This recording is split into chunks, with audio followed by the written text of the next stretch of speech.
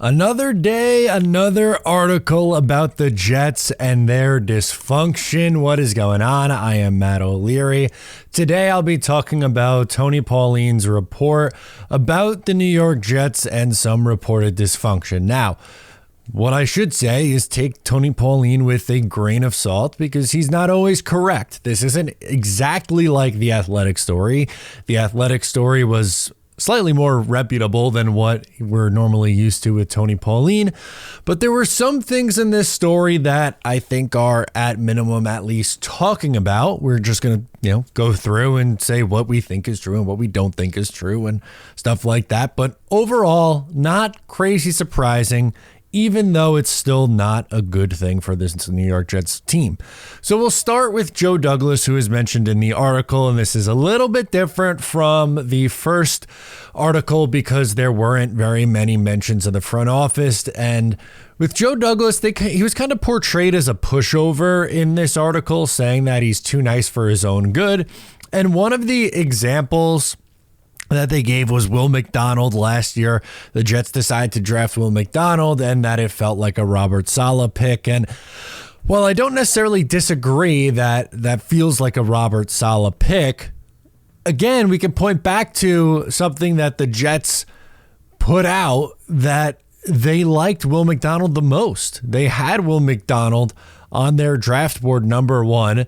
Then Michael Mayer was number 2, and then Broderick Jones was number 3. I would have loved the Jets to take Broderick Jones. That would have been my pick if he was available, but it felt like, or it was portrayed that the Jets did not have that same level of interest, and that was filmed from the draft room. It's not like they went back and refilmed that in, their own building.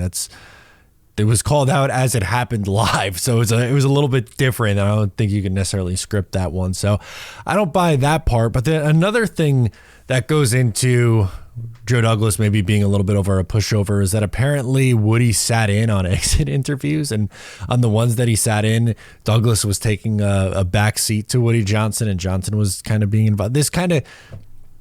This one with Johnson being way too involved makes all the sense in the world. Like that, this guy is a very hands-on person.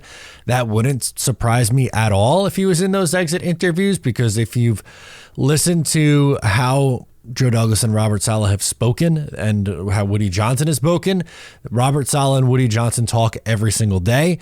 That isn't necessarily normal. He is very involved in the day-to-day operations of the franchise, which I don't think is ideal for this team. For Robert Saleh, apparently he kind of just tells players what they want to hear, and assistant coaches have to do the dirty work.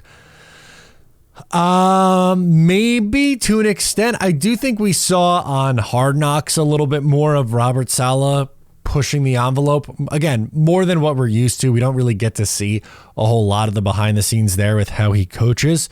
So I think he's very protective of his players to the media. But I do think behind closed doors, he is willing to push a little bit more than this article in particular gives him credit for. I'm not saying he's like a prototypical hard-ass coach. That's not his deal. But I think I'm not necessarily sold that that part is right, that he lets all the assistant coaches do the dirty work. Speaking of assistant coaches, no surprise that Keith Carter is not very well respected around the league.